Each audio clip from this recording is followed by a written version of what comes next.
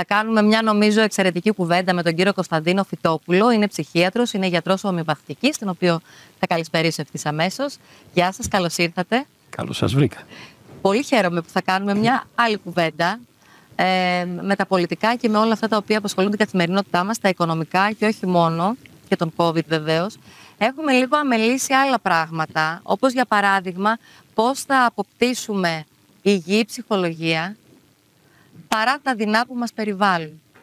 Και το πρώτο ερώτημά μου είναι αυτό. Μπορούμε πραγματικά μέσω της ομοιοπαθητικής, και το ρωτάω επειδή είστε και ψυχίατρος εκτός από γιατρός ομοιοπαθητικής, μπορούμε μέσω της ομοιοπαθητικής να ισορροπήσουμε ψυχολογικά? Ναι. Η ομοιοπαθητική είναι ένα ολιστικό σύστημα. Δηλαδή είναι ένα διαφορετικό παράδειγμα επιστήμης, κοσμοείδωλο. Το παράδειγμα με την έννοια του κοσμοειδόλου.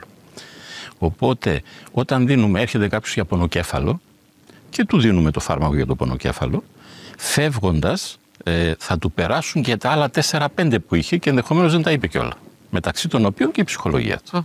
Έτσι μπορεί οι φοβίες να πάει πολύ καλύτερα σε φοβίες που τις είχε, ειδικές φοβίες. Είχα μια πελάτησα που δεν ταξίδευε ποτέ με πλοίο και μετά την ομοιοπαθητική που ήρθε για άλλον λόγο, για την κατάθλιψή της ήρθε, άρχισε να ταξιδεύει. Μάλιστα. Ναι, παράδειγμα. Ναι. Ωραία.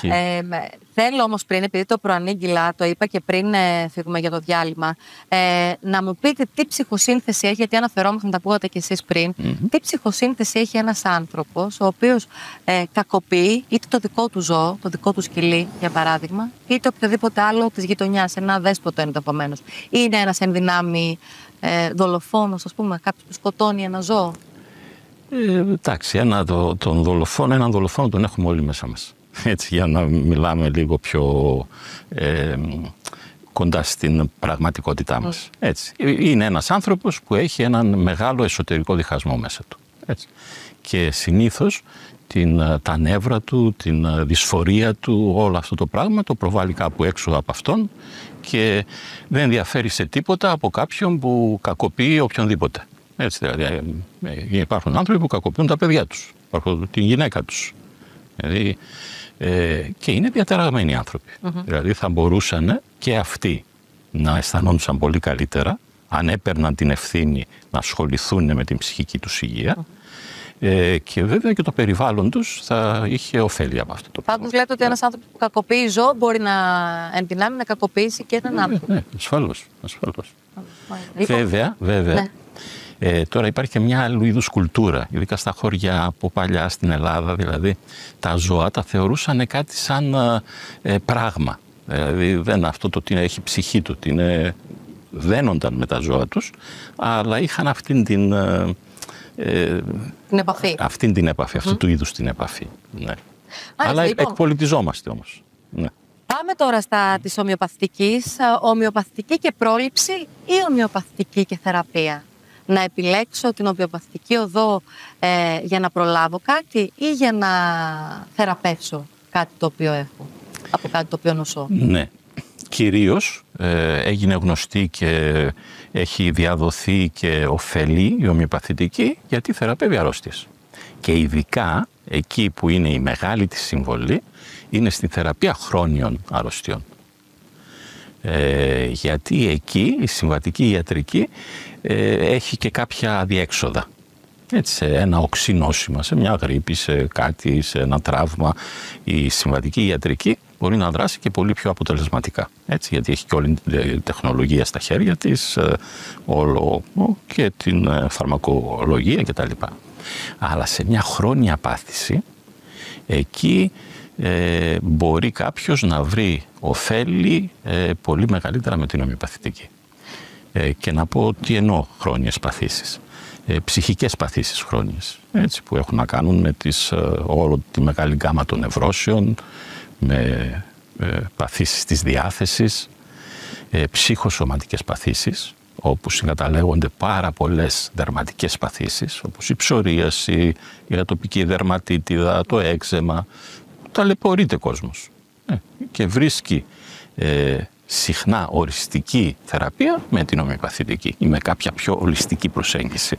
Έχει εντοπιστεί ότι σε αυτές τις παθήσεις, όπως είναι για παράδειγμα η ψωρίαση, είναι παθήσεις οι οποίες προέρχονται από ψυχολογικούς λόγους? Γι' αυτό τους αναφέρετε? Ναι, είναι ψυχοσωματικές παθήσεις. Βέβαια, στις αλλεργίες επίσης έχουμε πολύ μεγάλη ποσοστά επιτυχίας. Στις κεφαλαλγίες επίσης. Και σε αϊπνίες και σε άλλου είδους καταστάσεις που είναι χρόνιες. Όχι ότι δεν μπορούμε να βοηθήσουμε και σε μια οξία κατάσταση. Σε μια ασθεντερίτιδα, σε μια γρίπη, σε μια αμυγδαλίτιδα. Αλλά εκεί ούτως ή άλλως μπορεί κάποιος να βοηθηθεί και με τη συμβατική ιατρική, οπότε η διαφορά δεν φαίνεται τόσο. Συνεργάζονται η ομοιοπαθητική ιατρική με την συμβατική ιατρική ή μία απορρίπτει την άλλη? Γιατί η συμβατική ιατρική είναι συνδεδεμένη κατά κύριο λόγο με τη φαρμακολογία, αυτό που λέτε, με τα φάρμακα. Δηλαδή για κάτι που πονάει δίνουμε το αντίστοιχο φάρμακο ή θεραπευόμαστε με κάτι από τα φάρμακα, τα πολλά φάρμακα που κυκλοφορούν.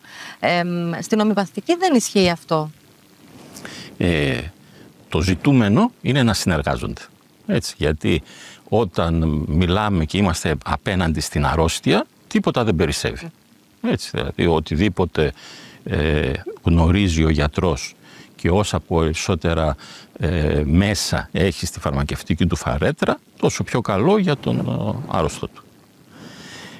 Επειδή όμως έχουν διαφορετική φιλοσοφία αφετηρίας, πολλές φορές η συνεργασία αυτή είναι δύσκολη. Όχι ότι δεν γίνεται έτσι, αλλά έχει κάποιες δυσκολίες. Ισχύει αυτό, γιατί μου στείλατε, να το πω, μου στείλατε ένα πολύ πλούσιο υλικό και διάβασα έτσι πριν σας υποδεχτώ. Αντιλαμβάνομαι ότι η ομοιοπαθητική αυτό που θέλει να κάνει είναι να ανακαλύψει καταρχάς την αιτία για την οποία συμβαίνει νοσό από κάτι και εστιάζει εκεί. Ενώ ουσιαστικά η συμβατική ιατρική, ναι, προφανώς και πρέπει να βρει την αιτία, αλλά σε πρώτη φάση ανακουφίζει το σύμπτωμα. Ναι, αυτή είναι μια διαφορά, ότι και γι' αυτό βέβαια η παλιή ομοιοπαθητική, τη συμβατική ιατρική την έλεγαν αλλοπαθητική, εναντιοπαθητική. Όπως και να έχει, στην ομοιοπαθητική όχι τόσο την αιτία, προσπαθούμε να βρούμε τον τύπο του οργανισμού, δηλαδή ποια είναι η ψυχοσύνθεσή του, ποιος είναι ο χαρακτήρας του και ποια είναι η ιδιοσυστασία του. Το πώς δουλεύει δηλαδή αυτός ο συγκεκριμένος οργανισμός σε αντίθεση με τους οργανισμούς άλλων ανθρώπων. Αν το βρούμε αυτό και το δώσουμε, είναι σαν να κινητοποιούμε την ζωτική του δύναμη. Δηλαδή την δυνατότητα που έχει ο ίδιος οργανισμός να αυτοθεραπεύεται. Μάλιστα. Άρα ο κάθε οργανισμός έχει μια προδιάθεση, αντιλαμβάνομαι, για να νοσήσει από κάποια πράγματα, ακριβώς επειδή λειτουργεί με το δικό του μοναδικό τρόπο. Ακριβώς. Μάλιστα. Σωστά, καλά διάβασα. Ήμουν καλή μαθήτρια. Λοιπόν, πάμε λίγο στα θέματα που αφορούν και την δικιά σας ειδικότητα, την ψυχιατρική. Διάβασα κάτι πολύ ενδιαφέρον, ότι ουσιαστικά πώς μπορούμε να κινητοποιήσουμε τον εσωτερικό θεραπευτή. Και θέλω λίγο να μου το εξηγήσετε. Συνδέεται με αυτό που είπατε, ότι εφόσον εγώ ως οργανισμός θα λειτουργήσω με συγκεκριμένο τρόπο και θα προκύψουν κάποια νοσήματα από τον τρόπο που λειτουργώ, έχω και το δικό μου μοναδικό τρόπο να αυτοθεραπευτώ. Αυτό. Για πείτε μου, πώς γίνεται αυτό? Λοιπόν, ας πούμε ένα παράδειγμα από τη φυσική ιατρική. Έτσι.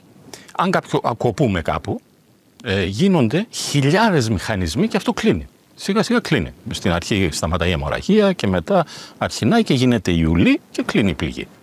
Έτσι, δεν επεμβαίνει κάποια ιατρική στο να κλείσει την πληγή. Αυτό το κάνει όλη αυτή τη διαδικασία ο εσωτερικός θεραπευτής.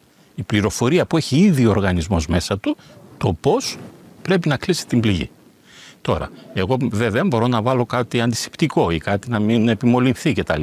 Να επιβοηθήσω αυτή τη διαδικασία. Αλλά δεν επεμβαίνω σε αυτή τη διαδικασία. Η διαδικασία αυτή γίνεται από μόνη της. Έτσι. Αυτή η διαδικασία υπάρχει και σε ψυχικού χαρακτήρα καταστάσεις και σε χρόνιες παθήσεις. Τι γίνεται? Θα μου πείτε, και καλά, γιατί ο εσωτερικός θεραπευτής δεν θεραπεύει τη χρόνια πάθηση? Εκεί έχουμε εμπλοκή. Δηλαδή για κάποιους λόγους στρεσογόνες συνθήκες που ήταν πάρα πολύ έντονες και πέρα από την αντοχή του συγκεκριμένου οργανισμού του κατέβασαν επίπεδο υγείας. Ένας άλλος όρος πολύ σημαντικός στην ομοιοπαθητική είναι τα επίπεδα υγείας. Τώρα με τον COVID που ακούτε, ότι αυτοί έχουν υποκείμενες νοσοσύσεις και εκεί που γίνεται το έλα να δεις είναι στα γυροκομεία. Γιατί είναι άνθρωποι που το επίπεδο υγείας τους είναι πολύ χαμηλό. Τώρα, πώς χαμηλό είναι ένα επίπεδο υγείας? Πρώτον, με τις εκφυλιστικές παθήσεις, δηλαδή με το γύρας, ας το πούμε έτσι, εκφυλίζονται διάφορα συστήματα, αλλά επίσης και με την πολυφαρμακία. Δηλαδή, ένας πληθυσμός που παίρνει πάρα πολλά φάρμακα για διάφορους λόγους, παθαίνει ανοσία. Πέφτει το επίπεδο υγείας του. Και αυτό το βλέπουμε. Τεμπελιάζει με λίγα λόγια. Ναι, ας το πούμε έτσι. Γιατί μια άλλη διαφορά, έτσι, στην αφιτηρία και στη φιλοσοφία είναι ότι ένας οργανισμός που έχει κάποια συμπτώματα, για την ομοιοπαθητική αυτά τα συμπτώματα δεν είναι η αρρώστια. Έτσι. Είναι ο μοναδικός τρόπος που έχει ο συγκεκριμένος οργανισμός να απαλλαγεί από την αρρώστια. Οπότε εμείς προσπαθούμε να τα ενισχύσουμε. Ξέρουμε πειραματικά ότι κάποιες ουσίες δυναμοποιημένες όταν δοθούν σε υγιείς προκαλούν την ίδια γκάμα, το ίδιο πακέτο συμπτωμάτων. Οπότε όταν κάνουμε αυτή τη διάγνωση της ιδιοσυστασίας και του χαρακτήρα και του το δώσουμε, είναι σαν να τον τρόπο που ο ίδιος έχει να αντιδράσει, να τον βοηθάμε στην ίδια κατεύθυνση. Θα πάμε στο πρακτικό κομμάτι. Θέλω πριν πάμε στο τι κάνουμε και πώς λειτουργεί η ομοιοπαθητική. Υπάρχει μια συνέντευξη, από όσο είμαστε θέση να γνωρίζω, που ξεκινάει από ένα τέτοιο στάδιο η όλη διαδικασία. Θέλω λίγο να μου εξηγήσετε και τον όρο νοσογόνα συναισθήματα, τα οποία προκαλούν ουσιαστικά, αυτό καταλαβαίνω, επιβαρύνουν την ψυχολογία μας και προκαλούν νοσήματα. Ναι. Η σημασία... Να το κάνω πιο συγκεκριμένο. Πώς τα εντοπίζω, πώς αντιλαμβάνομαι ότι αυτό είναι, προφανώς ο γιατρός θα κάνει, το εντοπίζει ο ομοιοπαθητικός, ότι έχω ένα τέτοιο συναίσθημα το οποίο προκαλεί κάποια νόσο και τι κάνω για να απαλλαγώ από αυτό το συναίσθημα. Γιατί συνήθως τα συναισθήματα είναι και λίγο, είναι άειλα και μας βγαίνουν και ευθόρμητα, έτσι δεν είναι? Ναι. Μπορούμε να τα κοντρολάρουμε. Ναι. Και τα συναισθήματα, όλα τα συναισθήματα έχουν τη θέση τους. Έτσι. Δεν το συζητάμε και να θυμώσουμε χρειάζεται και να φοβηθούμε χρειάζεται και όλα χρειάζεται. Αλλά όταν ένα συναίσθημα, ειδικά όταν συνεπικουρείται από μια περιοριστική πεποίθηση, γίνεται χρόνιο, τότε μπορεί να προκαλέσει πρώτον μια ψυχοσωματική αρρώστια και στο μάκρος του χρόνου και μια οργανική αρρώστια, μια αντιστρεπτή πλέον. Ένα παράδειγμα. Έχει κάποιος θυμό, τον οποίον για κάποιους λόγους δεν μπορεί ούτε να τον εκφράσει όπως θα ήθελε για να βάλει τα όρια του, έτσι, γιατί ο θυμός μας έχει αυτή τη λειτουργία. Μας βοηθάει να βάλουμε τα όρια μας όταν καταλαβαίνουμε ότι τα καταπατούνται. Ούτε λοιπόν να τον εκφράσει μπορεί, αλλά ούτε και να το δουλέψει, να το οριμάσει, να το μετεξελίξει. Γιατί τα συναισθήματα μετεξελίσσονται. Είναι ενέργεια που είναι σε κίνηση. Γι' αυτό τα λέμε στα αγγλικά και emotion. Στα ελληνικά αντίστοιχα είναι συγκινήσεις. Ο θυμός, ας πούμε, καταλήγει στο να εκτονωθεί και να σβήσει. Ας πούμε, ναι. Ή μπορεί να μετεξελιχθεί. Ναι. Έτσι, ο θυμός συνήθως κρύβει από πίσω κάποιο τραύμα ή κάποια περιοχή όπου είναι τραυματική μας περιοχή, έτσι, εκεί που έχουμε πονέσει, που έχουμε στερηθεί κτλ. Και όταν αντιλαμβανόμαστε ότι πάει να ξαναγίνει αυτό, θυμώνουμε για να βάλουμε τα όρια μας. Αν τώρα αυτός ο θυμός συνεχίσει και εγώ τον τρέφω με σκέψεις, δηλαδή αυτός που με έκανε αυτό και εκείνο και τον κάνω χρόνιο, η πίεση που ανεβαίνει, ένα παράδειγμα, στον θυμό, συνεχίζει να μην πέφτει. Έτσι, και γίνεται μια χρόνια υπέρταση. Τώρα αυτή η χρόνια υπέρταση, που την λέμε ιδιοπαθής υπέρταση, δηλαδή ουσιαστικά δεν γνωρίζουμε από πού είναι, που σημαίνει ότι είναι ψυχοσωματική εκδήλωση. Είναι αυτό το καταπιεσμένο συναίσθημα. Ναι. Αν συνεχιστεί, μετά θα κάνει βλάβες στα αγγεία. Μπορεί να κάνει βλάβες αλλού. Και να έχουμε μετά και μια σωματική πάθηση, η οποία δεν αντιστρέφεται. Μάλιστα. Ήταν πολύ κατανοητό. Άρα αυτό που κάνουμε ποιο είναι? Είναι να ξεκλειδώνουμε τα συναισθήματα. Να τα εντοπίσουμε ποια είναι τα συναισθήματα που κατά κύριο λόγο τα νοσογόνα συναισθήματα που αναπτύσσουμε ως άνθρωποι. Να τα εντοπίσουμε και να βρούμε και κάποια θεραπευτική μέθοδο να τα μεταμορφώσουμε. Να βοηθήσουμε δηλαδή κάποιον ή εμάς τους ίδιους να μεταμορφώσουμε ένα νοσογόνο συναίσθημα και να μην είναι πλέον χρόνιο. Μην το κουβαλάμε εφ' εξής και διαρκώς. Να ρωτήσω κάτι άλλο που φαντάζομαι σας το ρωτούν πολλοί και ασθενείς σας, αλλά και πολλοί κόσμος έτσι αναρωτιέται. Αν τελικά ο καρκίνος είναι μια αρρώστια που μπορεί να προκύψει και από τέτοια νοσογόνα συναισθήματα. Ναι, ασφαλώς. Δηλαδή υπάρχει και εντοπισμένη και μια προσωπικότητα, εντάξει, οι ψυχίατροι ασχολούμαστε με αυτό, η προκαρκινική νοσηρή προσωπικότητα, έτσι την λέμε. Όπως υπάρχει μια νοσηρή προσωπικότητα για κάποιον καρδιοπαθή κτλ. Έτσι έχουν γίνει κάποιες έρευνες. Υπάρχουν προφίλ δηλαδή. Ναι, υπάρχουν κάποια προφίλ. Ναι, υπάρχουν κάποια προφίλ. Το θέμα της ελεγκτικότητας αφορά την καρκινική προνοσηρή προσωπικότητα. Θέλει να τα έχει έτσι κάτω από έλεγχο, έχει και πολλά καταπιεσμένα συναισθήματα μέσα του. Ναι. Λοιπόν, πάμε τώρα στο πρακτικό κομμάτι. Κάποιος ο οποίος μας ακούει και ενδεχομένως θέλει να επισκεφτεί, το έχει στο μυαλό του να επισκεφτεί έναν ομοιοπαθητικό, έναν γιατρό ομοιοπαθητικής. Συνήθως πολύ κολλάνε στο θέμα της συνέντευξης. Είναι πως πάμε σε έναν εξομολόγο, ας πούμε, και το σκεφτόμαστε να πάμε να εξομολογηθούμε. Τι ακριβώς περιλαμβάνει αυτή η διαδικασία, δηλαδή η πρώτη φορά σε έναν γιατρό ομοιοπαθητικής? Ναι. Είναι η συνέντευξη όπου κάνουμε και την διάγνωση του ομοιοπαθητικού τύπου. Έτσι, γι' αυτό είναι και τόσο μεγάλη σε έκταση και ρωτάμε και τόσα πολλά πράγματα και για κάποιον που δεν ξέρει, άσχετα για τον λόγο που τον έφεραν εκεί. Έτσι. Δηλαδή έρχεται ο άλλος για μια αλλεργία και εμείς τον ρωτάμε για τον χαρακτήρα του, για τα συναισθήματά του, για διάφορα άλλα πράγματα. Για το πώς πάει η ζωή του. Πολλοί ευνηδιάζονται κιόλας και δεν ξέρουν τη διαδικασία. Ναι. Πολλοί ευνηδιάζονται. Οι επιθυμίες του κτλ. Αλλά χρειάζεται αυτό για να κάνουμε την εξατομίκευση. Δηλαδή ένα άλλο στοιχείο της ομοιοπαθητικής είναι η εξατομίκευσή της.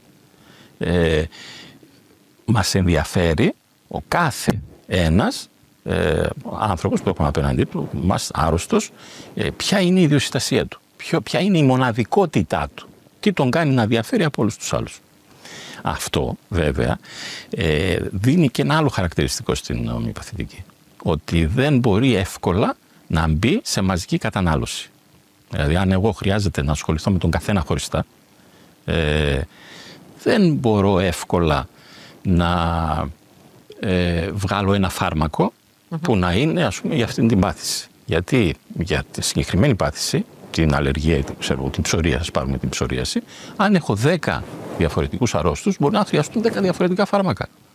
Δηλαδή δεν κάνει η διάγνωση της πάθησης τον τρόπο που θα τον αντιμετωπίσω, αλλά η διάγνωση της ιδιοσυστασίας και του χαρακτήρα. Μάλιστα. Άρα παίζει πολύ σημαντικό ρόλο, αντιλαμβάνομαι, η κάθε μία προσωπικότητα στον τρόπο που θα ιαθεί μέσω της ομοιοπαθητικής. Και θέλω λίγο να μου αναλύσετε περισσότερο και την ολιστική προσέγγιση, γιατί βλέπω ότι γενικά και σε παγκόσμιο επίπεδο έχει αρχίσει και κερδίζει έδαφος. Υπάρχουν, αν δεν κάνω λάθος, διορθώστε με, και κλινικές τις οποίες μπαίνεις μέσα και σου κάνουν αυτή την ολιστική προσέγγιση. Τι σημαίνει, είναι ομοιοπαθητικός τρόπος αυτή η ολιστική προσέγγιση του αρρώστου?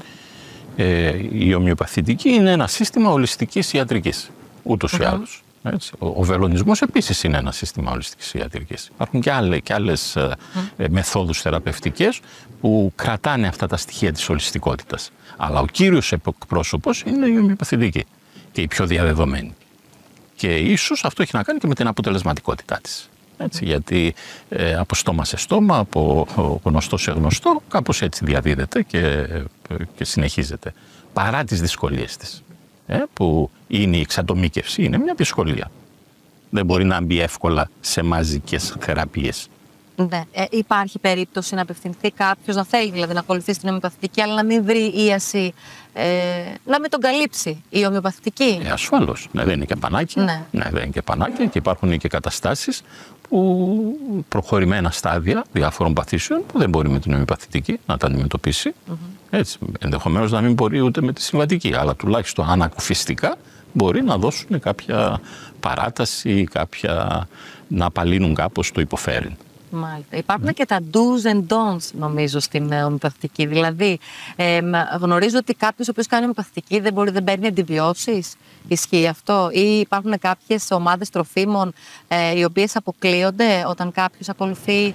Συνήθως τον καφέ. Τον καφέ, την μέντα, την καμφορά, κάποιες έτσι ουσίες που ουσιαστικά. Αυτά παραμένουν, ισχύουν δηλαδή. Ναι, ισχύουν. Εντάξει, τώρα, αν και κάποιος δεν μπορεί καθόλου, μπορούμε να τροποποιήσουμε το ομοιοπαθητικό. Δηλαδή, να του το δώσουμε πιο συχνά, ώσπου να καταφέρει λίγο να απεξαρτηθεί από τον καφέ και να τον αφήσει εντελώς. Υπάρχουν τρόποι δηλαδή. Έτσι, δεν είναι απαγορευτικό ένας που πίνει καφέ, ας πούμε, να τον αποκλείουμε εντελώς. Να το πούμε αυτό, γιατί ενδιαφέρει πολύ κόσμο. Αλλά είναι πολύ καλύτερα. Έτσι. Και όταν όντως τον κόψει, μετά η θεραπεία τρέχει. Επίσης, τώρα ρωτάω πράγματα που και εγώ έχω ακούσει και είστε ο καθένα αρμόδιος να τα απαντήσετε, ότι στην αρχή όταν κάποιος ξεκινάει και ακολουθεί την ομοιοπαθητική, στο πρώτο χάπι, ας πούμε, που θα πάρει, αρχίζουν τα συμπτώματα από την νόσο που έχει να εμφανίζονται πιο ισχυρά και στην πορεία κατευνάζονται και εξαλείφονται τελείως. Ισχύει αυτό? Ισχύει αυτό. Και αυτό το λέμε θεραπευτική επιδείνωση της αρχής. Και είναι και πάρα πολύ ευίωνο σημάδι ότι η θεραπεία θα πάει πολύ γλίγορα. Γιατί αυτό υπονοεί ότι ο αντιδραστικός μηχανισμός, η άμυνα του συγκεκριμένου ανθρώπου είναι δυνατή. Δηλαδή, ουσιαστικά τι κάνουμε? Αν κάποιος έχει μια σειρά συμπτωμάτων και εμείς θεωρούμε ότι από αυτά τα συμπτώματα είναι η δύναμη που έχει ο οργανισμός να απαλλαγεί από την αρρώστια, βρίσκουμε έναν τρόπο και του τα επιτείνουμε, του τα αυξάνουμε. Για να φέρω ένα έτσι πολύ χοντρό παράδειγμα. Κάποιος έφαγε κάτι, δηλητηριάστηκε και έχει πάρα πολλούς μετούς και διάρειες. Έτσι. Τώρα αυτά τα βγάζει τα συμπτώματα ο οργανισμός για να απομακρύνει όσο γίνεται γρηγορότερα το δηλητήριο από τον οργανισμό του. Και με τον μετό και με τη διάρρεια. Με την ομοιοπαθητική, δίνοντας ένα φάρμακο, μπορεί να κάνει πιο πολλές διάρρειες και μετούς για μισή ώρα και μετά περνάει. Δηλαδή συνεργαζόμαστε με την προσπάθεια που κάνει ο ίδιος ο οργανισμός. Μάλιστα. Εξού και ολιστική. Σαφέστατο. Εξού και ολιστική. Και κάτι άλλο που νομίζω ότι απασχολεί πολύ κόσμο είναι το θέμα του κόστους.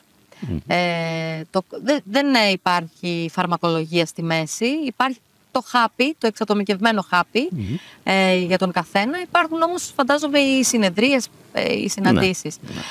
Είναι προς τον πόρα διαδικασία? Κοίτα, αν κρίνεις κόστος και ωφέλη, είναι από τις πιο φθηνές ιατρικές. Έτσι.